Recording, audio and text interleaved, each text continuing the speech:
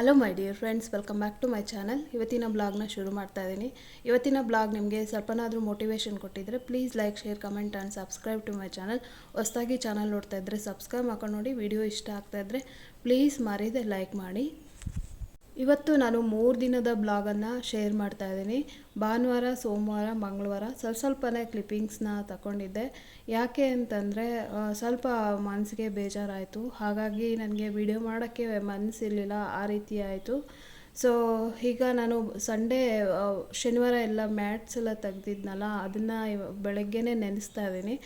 ಒಂದಿನ ಬೆಳಗ್ಗೆ ನೆನೆಸ್ಬಿಟ್ರೆ ಸಂಜೆ ಟೈಮ್ ವಾಶ್ ಮಾಡ್ಕೊಬಿಡ್ತೀನಿ. ಯಾಕೆಂದರೆ ಬೇರೆ ಟೈಮಲ್ಲಿ ನನಗೆ ಬ್ಯುಸಿ ಅಂದರೆ ಮನೆ ಕೆಲಸಗಳು ಬೇರೆ ಕೆಲಸಗಳು ಇರುತ್ತಲ್ವ. ಸಂಡೇ ಆದರೆ ನಾನು ಸ್ನಾನ ಕೂಡ ಸಂಜೆನೇ ಮಾಡ್ಕೊಳ್ಳೋದು. ಹಾಗಾಗಿ ಸಂಡೇನೇ ಯಾವಾಗಲೂ ವಾಶ್ ಮಾಡೋದು ನಾನು ಮ್ಯಾಟ್ಸು.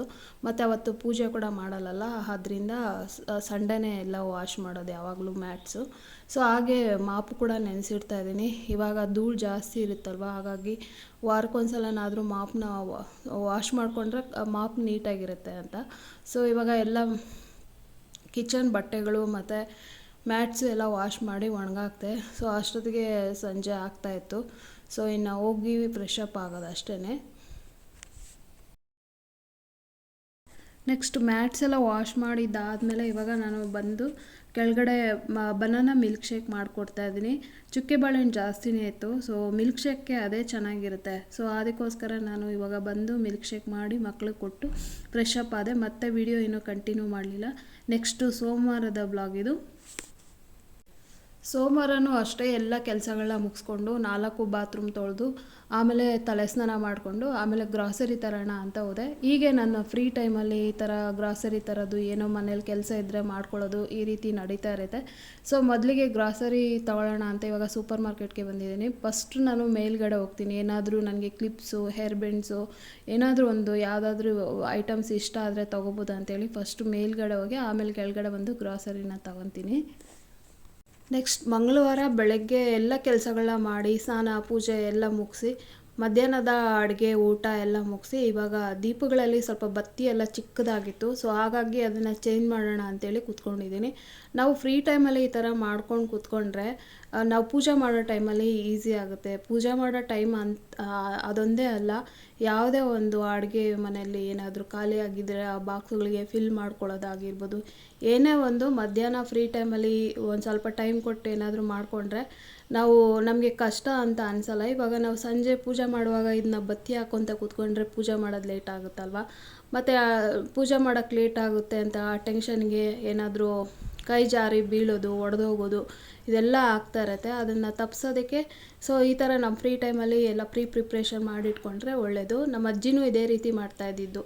ಅವರಿಂದನೇ ನಾನು ಈ ಥರ ಕಲ್ತ್ಕೊಂಡಿದ್ದಂತ ಹೇಳ್ಬೋದು.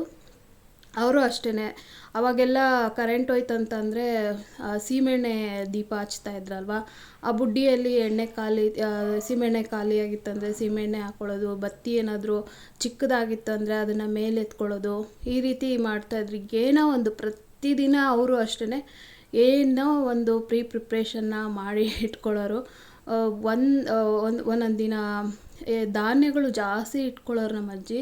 ಸೊ ಒಂದಿನ ಅಕ್ಕಿ ಮಾಡ್ಕೊಳ್ಳೋದು, ರಾಗಿ ಮಾಡ್ಕೊಳ್ಳೋದು, ಮತ್ತು ನಾವು ತೊಗರಿ ಎಲ್ಲ ಬೆಳೀತಾ ಇದ್ವಿ. ತೊಗರಿನ ಅದನ್ನು ಬೆಳೆ ಮಾಡಿಸೋದು, ಅದನ್ನೆಲ್ಲ ಕ್ಲೀನ್ ಮಾಡೋದು. ಏನೂ ಕೆಲಸ ಇಲ್ಲ ಅಂದರೆ ರೆಸ್ಟ್ ಮಾಡೋರು. ರೆಸ್ಟ್ ಮಾಡಿ ಗಿಡಗಳಲ್ಲಿ ಏನಾದರೂ ಎಲೆಗಳಿಗೆ ಏನಾದರೂ ರೋಗ ಬಿದ್ದಿತ್ತಂದರೆ ಅದನ್ನೆಲ್ಲ ಕಿತ್ತಾಕೋದು, ಮತ್ತು ಮಣ್ಣೆಲ್ಲ ಲೂಸ್ ಮಾಡೋದು. ಏನೋ ಒಂದು ಪ್ರತಿದಿನ ಪ್ರಿಪ್ರೇಷನ್ ನಡೀತಿತ್ತು ನಮ್ಮ ಅಜ್ಜಿ ಕೈಯಿಂದ. ಸೊ ಅವರಿಂದ ನಾವು ನೋಡಿ ಕಲ್ತ್ಕೊಂಡಿರೋಂಥದ್ದು. ಸೊ ಇವಾಗ ಗ್ರಾಸರಿ ನಾನು ಸೋಮವಾರ ಸಾಯಂಕಾಲ ಒಂದು 6 ಗಂಟೆಗೆ ಗ್ರಾಸರಿ ತರಕ್ಕೆ ಹೋಗಿದ್ದು. ಆದರೆ ಅವರು ಹೋಮ್ ಡೆಲಿವರಿ ತಂದುಕೊಟ್ಟಿದ್ದು ಮಂಗಳವಾರ ಬೆಳಗ್ಗೆ ತಂದುಕೊಟ್ರು. ಸೊ ಮಧ್ಯಾಹ್ನ ನಾನು ಫ್ರೀ ಟೈಮಲ್ಲಿ ಎಲ್ಲ ಎತ್ತಿಟ್ಕೊತಾ ಇದ್ದೀನಿ. ದೀಪಗಳಿಗೆಲ್ಲ ಬತ್ತಿ ಎಲ್ಲ ಹಾಕ್ಬಿಟ್ಟು ಮತ್ತು ಇವಾಗ ಹಾಗೆ ಅಲ್ಲೇ ಹೊರಗಡೆ ಜಾಸ್ತಿ ಇರ್ತೀನಿ. ಕಾವೇರಿ ನೀರಂತೂ ಬಿಡ್ತಾನೇ ಇಲ್ಲ. ಆ್ಯಕ್ಚುಲಿ 15 ದಿನ ಆಯಿತು. ಸೊ ಹಾಗಾಗಿ ಸರ್ಕಾರದಿಂದ ಒಂದು 2000 ಲೀಟರೇನೋ ಎಲ್ಲ ಮನೆಗೂ ಹಾಕೋದಕ್ಕೆ ಹೇಳಿದಾರಂತೆ. ಸೊ ನಮಗಂತೂ ಒಂದಿನವೂ ಸಿಕ್ಕಿಲ್ಲ. ಅದಕ್ಕೋಸ್ಕರ ಯಾವುದೋ ಒಂದು ವಾಟರ್ ಟ್ಯಾಂಕ್ ಬಂತು, ಅದಕ್ಕೋಸ್ಕರ ನೋಡ್ತಾ ಇದ್ದೆ ಬಂದಿದೆಯಾ ಅಂತ ಅಂದ್ಬಿಟ್ಟು. ಅದು ಯಾರ ಮನೆಗೆ ಹಾಕೋಗ್ತಾರೋ ಏನೋ ಗೊತ್ತಿಲ್ಲ. ಆದರೆ ಗ್ರೂಪಲ್ಲೆಲ್ಲ ಎಲ್ಲರ ಮನೆಗೂ 2,2 ಸಾವಿರ ಲೀಟರು ನೀರು ಹಾಕಿ ಬಂದ್ವಿ ಅಂತ ಹೇಳ್ತಾ ಇರ್ತಾರಂತೆ. ಅದೇ ಹೇಳ್ತಾಯಿದ್ರು ಪಕ್ಕದ ಮನೆಯವರೆಲ್ಲ. ಏನು ಇದು, ನಮಗಂತೂ ಒಂದು 20 ಡೇಸ್ ಆಯಿತು ಕಾವೇರಿ ನೀರೇ ಸಿಗ್ತಾ ಇಲ್ಲ. ಸೊ ಯಾವುದಾದ್ರೂ ಟ್ಯಾಂಕರ್ ಬರ್ತಾ ಇರುತ್ತಾ ಅಂತ ನಾನು ಕೂಡ ನೋಡ್ತಾ ಇರ್ತೀನಿ. ಸೊ ಇನ್ನು ನೆಕ್ಸ್ಟ್ ಇವಾಗ ಗ್ರಾಸರಿ ಎಲ್ಲ ಜೋಡಿಸ್ಕೊಂಡು ಅದಾದಮೇಲೆ ನನಗೆ ಬಾಟಲ್ಗಳೆಲ್ಲ ವಾಶ್ ಮಾಡ್ಕೋಬೇಕಾಗಿತ್ತು. ಧನಿಯಾ ಪುಡಿ ಮತ್ತು ಇದು ಅಚ್ಕಾರದ ಪುಡಿ, ಸಾಂಬಾರು ಪುಡಿ, ಉಪ್ಪು ಇವೆಲ್ಲ ಬಾಟಲ್ಸ್ ಎಲ್ಲ ವಾಶ್ ಮಾಡಿಟ್ಟಿದ್ದೆ. ವಾಶ್ ಮಾಡಿ ಅದಾದಮೇಲೆ ಚೆನ್ನಾಗೆಲ್ಲ ಒರೆಸಿ ಈಗ ಅಚ್ಕಾರದ ಪುಡಿ, ಧನಿಯಾ ಪುಡಿ ಮತ್ತು ಸಾಂಬಾರು ಪುಡಿನ ಕೂಡ ಎಲ್ಲ ಸ್ಟೋರ್ ಮಾಡಿ ಇಟ್ಕೊತಾ ಇದ್ದೀನಿ. ಸೊ ಈ ಥರ ಒಂದಿನ ನಾವು ಕಷ್ಟಪಟ್ಟರೆ ಕೆಲಸ ಅಂದರೆ ಏನು ಆವಾಗ ನಾವು ಅಡುಗೆ ಮಾಡುವಾಗಲಿ ಪೂಜೆ ಮಾಡುವಾಗಲಿ ಯಾವುದೋ ಒಂದು ಕೆಲಸದಲ್ಲಿ ತುಂಬ ಈಸಿ ಆಗುತ್ತೆ. ನಾವು ಆವಾಗಲೇ ಖಾರದ ಪುಡಿ ಖಾಲಿ ಆಗಿದೆ ಅಂತ ಹೇಳ್ಬಿಟ್ಟು ಹೋಗಿ ಬಾಕ್ಸ್ ತೊಗೊಂಡು ಏನಾದರೂ ಹಾಕೊಳಕ್ಕೆ ಹೋಯ್ತು ಅಂದರೆ ನಿಜವಾಗ್ಲೂ ಅಲ್ಲಿ ಏನಾದರೂ ಒಂದು ಅಚಾತುರ್ಯ ನಡೆಯುತ್ತೆ ಟೆನ್ಷನಲ್ಲಿ. ಅದಕ್ಕೆ ಫ್ರೀ ಟೈಮಲ್ಲಿ ಇವನ್ನೆಲ್ಲ ಮಾಡಿಟ್ಕೊಂಡ್ರೆ ತುಂಬಾ ಈಸಿ ಆಗುತ್ತೆ, ಟೈಮ್ ಕೂಡ ಸೇವ್ ಆಗುತ್ತೆ ಅಂತ. ಸೊ ಈ ಥರ ಪ್ಲ್ಯಾನ್ ಮಾಡ್ಕೊಳ್ಳೋದು. ಇವತ್ತು ಸ್ಟ್ರೆಚ್ ಮಾರ್ಕ್ ಆಲ್ಮೋಸ್ಟು ನಾವು ಪ್ರೆಗ್ನೆನ್ಸಿ ಟೈಮಲ್ಲಿ ಇದ್ದಾಗ ಆಗಿರುತ್ತೆ, ಮತ್ತು ಕೆಲವರು ದಪ್ಪ ಇರ್ತಾರಲ್ವ ಅಂಥವ್ರಿಗೂ ಕೂಡ ಆಗಿರುತ್ತೆ. ಅದನ್ನ ಯಾವ ರೀತಿ ನಾವು ಹೋಗ್ಲಾಡ್ಸೋದು ಅನ್ನೋದಾದರೆ, ನಮ್ಮ ಅಡುಗೆ ಮನೆಯಲ್ಲೇ ಸಿಗುವಂಥ ಕಡಲೆ ಹಿಟ್ಟು ಮತ್ತು ಅರಿಶಿನ ಪ್ಯೂರ್ ಅರಿಶಿನ ಆಗಿರಬೇಕು. ಆಮೇಲೆ ಅರಿಶಿನ, ಕಡಲೆ ಹಿಟ್ಟು ಮತ್ತು ಸ್ವಲ್ಪ ಹಾಲನ್ನು ಹಾಕಿ ಚೆನ್ನಾಗಿ ಮಿಕ್ಸ್ ಮಾಡಿ ಎಲ್ಲಿ ಸ್ಟ್ರೆಚ್ ಮಾರ್ಕ್ ಇರುತ್ತೋ ಅಲ್ಲಿಗೆ ಅದನ್ನು ಲೇಪನ ಮಾಡಬೇಕು. ಸೊ ಅದು ಒಣಗಿದ್ದಾದಮೇಲೆ ಪ್ರತಿದಿನ ಈ ಥರ ಮಾಡ್ತಾ ಬಂದರೆ ಸ್ಟ್ರೆಚ್ ಮಾರ್ಕ್ ಎಲ್ಲ ಕಲೆಗಳೆಲ್ಲ ಹೋಗ್ಬಿಡುತ್ತೆ. ಸೊ ಇದನ್ನು ಟ್ರೈ ಮಾಡಿ. ಸ್ಟ್ರೆಚ್ ಮಾರ್ಕ್ ಹೋದ್ಮೇಲೆ ನನಗೆ ಕಮೆಂಟ್ ಬಾಕ್ಸಲ್ಲಿ ಕಮೆಂಟ್ ಮಾಡಿ ಹೋಯ್ತಾ ಅಥವಾ ಹಾಗೆ ಇದೆಯಂತ. ನನಗಂತೂ ಇಲ್ಲ, ಯಾಕೆಂದರೆ ನಮ್ಮ ಚಿಕ್ಕಮ್ಮ ನನಗೆ ಮುಂಚೆನೇ ಹೇಳಿದರು, ಉಗುರಿಂದ ಟಚ್ ಮಾಡಬೇಡ, ಸ್ಟ್ರೆಚ್ ಮಾರ್ಕ್ ಬರುತ್ತೆ, ಜಸ್ಟು ಅದನ್ನು ಏನೋ ಅಂಗೈಯಿಂದ ಈ ಥರ ಅಂದರೆ ಉಜ್ಕೊತೀವಲ್ಲ ಪ್ರೆಸ್ ಮಾಡ್ಕೊ ಅಷ್ಟೇ ಅಂತ ಹೇಳ್ತಾಯಿದ್ರು. ಎಷ್ಟೇ ಕಡ್ತಾ ಬಂದರೂ ಉಗುರಿಂದ ಮಾತ್ರ ಟಚ್ ಮಾಡಬೇಡ ಅಂತ ಹೇಳ್ತಿದ್ರು. ಒಂದೇ ಒಂದು ಕಡೆ ಕಾಲ ಮೇಲೆ ಮಾತ್ರ ನಂಗೆ ಆಗಿದೆ ಅಷ್ಟೇ ಸ್ಟ್ರೆಚ್ ಮಾರ್ಕ್. ಇನ್ನು ಹೊಟ್ಟೆ ಮೇಲೆ ಅಂತೂ ಇಲ್ಲವೇ ಇಲ್ಲ. ಮೊದಲೇ ನನಗೆ ಚಿಕ್ಕಮ್ಮ ಇನ್ಸ್ಟ್ರಕ್ಷನ್ ಕೊಟ್ಟಿದ್ದರಿಂದ ನಾನು ಆ ಥರ ಮಾಡ್ಕೊಂಡಿಲ್ಲ. ನೆಕ್ಸ್ಟು ಧನಿಯಾ ಪುಡಿ, ಖಾರದ ಪುಡಿ ಅವೆಲ್ಲನೂ ಫಿಲ್ ಮಾಡಿಕೊಂಡು ಇವಾಗ ಸಾಯಂಕಾಲ ಅಡುಗೆಗೂ ಕೂಡ ಅಷ್ಟೇ ಸ್ವಲ್ಪ ಇದು ಗೋರಿಕಾಯಿ ಎಲ್ಲ ಇತ್ತು, ಅದನ್ನು ಕೂಡ ಎಲ್ಲ ಕಟ್ ಮಾಡಿ ಇಟ್ಕೊತಾ ಇದ್ದೀನಿ. ಅಡುಗೆ ಮಾಡೋ ಟೈಮಲ್ಲಿ ಈಸಿ ಆಗುತ್ತೆ ಅಂಥೇಳಿ, ಮತ್ತು ಬೇಗನೂ ಅಡುಗೆ ಆಗುತ್ತೆ, ಟೆನ್ಷನ್ ಇಲ್ಲದೇ ಎಲ್ಲ ಮುಗಿಸಿ ಬೇಗ ಕೂತ್ಕೋಬೋದು ಅಂತ. ನೆಕ್ಸ್ಟು ಅದೇ ತರಕಾರಿ ಎಲ್ಲ ಹೆಚ್ಚಿಟ್ಟು ಅದು ಅಷ್ಟೊತ್ತಿಗೆ 4 ಗಂಟೆ ಆಯಿತು. ಆಮೇಲೆ ಟೀ ಮಾಡಿ ಮೇಲ್ಗಡೆ ತೊಗೊಂಬಂದು ಅವ್ರಿಗೂ ಕೊಟ್ಟು ನಾನು ಕುಡಿದು. ಸೊ ಪರ್ಕೆ ತೊಗೊಂಬಂದಿದ್ದೆ. ಪರ್ಕೆ ಆಫರಲ್ಲಿ 80 ರುಪೀಸ್ಗೆ ಇತ್ತು. ಸೊ ಅದಕ್ಕೆ ಏನಾದರೂ ಗುಡ್ಸೋಕ್ಕೆ ಬರುತ್ತೆ, ಒಳಗಡೆನೋ ಅಥವಾ ಹೊರಗಡೆನೋ ಬರುತ್ತೆ ಅಂತಂದು ಮಂಕಿದು 80 ರುಪೀಸ್ಗೆ ಕೊಡ್ತಾಯಿದ್ದಾರೆ ಆಫರಲ್ಲಿ. ಸೊ ಹಾಗಾಗಿ ತೊಗೊಂಬಂದಿದ್ದೆ. ಅದರಲ್ಲಿರೋಂಥ ಪೌಡ್ರನ್ನೆಲ್ಲ ಈ ಥರ ಬಂಡೆ ಮೇಲೆ ಉಜ್ಜಿ ಅದನ್ನ ಪೌಡ್ರೆಲ್ಲ ಉದುರಿಸಿ ಇವಾಗ ಅದನ್ನು ಕೂಡ ಎಲ್ಲ ಗುಡಿಸಿ ಹಿಂಗೆ ಒಂದು 4 to 5 ಟೈಮ್ಸ್ ಉಜ್ಜಿದ್ರೆ ಎಲ್ಲ ಹೋಗ್ಬಿಡುತ್ತೆ. ಕೆಲವರು ಅದನ್ನು ಬಕೆಟಲ್ಲಿ ನೀರಲ್ಲಿ ನೆನೆಸ್ತಾರೆ, ನಾನು ಆ ಥರ ಏನೂ ಮಾಡೋಕ್ಕೋಗಲ್ಲ. ಇನ್ನು ಅದನ್ನೆಲ್ಲ ಗುಡ್ಸಾಕಿ ಬಂದು ಫೇಸ್ ವಾಶ್ ಎಲ್ಲ ಮಾಡಿಕೊಂಡು ಈಗ ಹೊಸ್ಲಿಗೆ ಮತ್ತು ತುಳಸಿ ಕಟ್ಟೆಗೆ ಎಲ್ಲ ದೀಪ ಹಚ್ತೀನಿ ನಾನು ಮಂಗಳವಾರ ಮತ್ತು ಶುಕ್ರವಾರ. ಸೊ ಇವಾಗ ದೀಪ ಎಲ್ಲ ರೆಡಿ ಮಾಡಿ ಇಟ್ಕೊಂಡಿದ್ನಲ್ಲ, ಜಸ್ಟ್ ಎಣ್ಣೆ ಹಾಕಿ ದೀಪ ಹಚ್ಚೋದಷ್ಟೇ. ನೋಡಿ, ನಾವು ಈ ಟೈಮಲ್ಲಿ ಏನಾದರೂ ನಾವು ಅದು ಬತ್ತಿ ಹಚ್ಕೊತ ಕೂತ್ಕೊಂಡ್ರೆ ಪೂಜೆ ಮಾಡೋಕ್ಕೆ ಲೇಟ್ ಆಗಿಬಿಡುತ್ತಲ್ಲ. ಅದಕ್ಕೆ ಮಧ್ಯಾಹ್ನ ಫ್ರೀ ಇದ್ದಾಗಲೇ ಇವನ್ನೆಲ್ಲ ಮಾಡಿಟ್ಕೊಂಡ್ರೆ ಕರೆಕ್ಟ್ ಟೈಮ್ಗೆ ಪೂಜೆ ಆಗುತ್ತೆ ಅಂತ ನಾನು ಈ ಥರ ಮಾಡ್ಕೊತೀನಿ. ಇನ್ನು ಪ್ರತಿದಿನ ತುಳಸಿ ಕಟ್ಟೆಗೆ ಮದುವೆ ಆಗದಿರೋ ಹೆಣ್ಮಕ್ಳು ದೀಪ ಹಚ್ಚೋದ್ರಿಂದ ಕೃಷ್ಣ ತುಳಸಿಗೆ ದೀಪ ಹಚ್ಚಿದ್ರೆ ಕೃಷ್ಣನಂತ ಗಂಡ ಸಿಗ್ತಾನಂತೆ. ರಾಮ ತುಳಸಿ ಏನಾದರೂ ನಿಮ್ಮ ಮನೆಗಳಲ್ಲಿ ಏನಾದರೂ ಹಾಕ್ಕೊಂಡಿದ್ರೆ ರಾಮನಂತ ಗಂಡ ಸಿಗ್ತಾನೆ ಅಂತ ಹೇಳ್ತಾರೆ.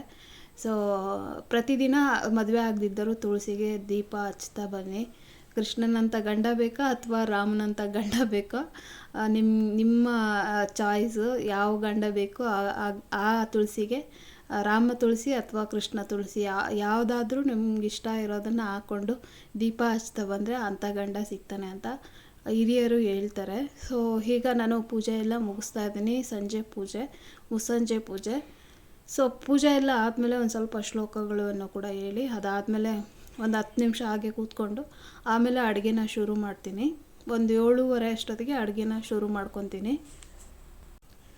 ಆ್ಯಕ್ಚುಲಿ ಈ ಪೂಜೆ ನಾನು ಬೆಳಗ್ಗೆನೇ ಮಾಡಿದ್ದು. ಸಂಜೆ ಪೂಜೆ ಮಾಡಿದ್ರೆ ವೀಡಿಯೋ ಮಾಡಿಕೊಂಡ್ರೆ ಅಷ್ಟೊತ್ತಿಗೆ ಹೂವೆಲ್ಲ ಬಾಡಿರುತ್ತೆ ಅಂತೇಳಿ ನಾನು ಬೆಳಗ್ಗೆ ಪೂಜೆ ಮಾಡಿದಾಗಲೇ ವೀಡಿಯೋ ಮಾಡ್ಕೊಂಡಿದ್ದೆ.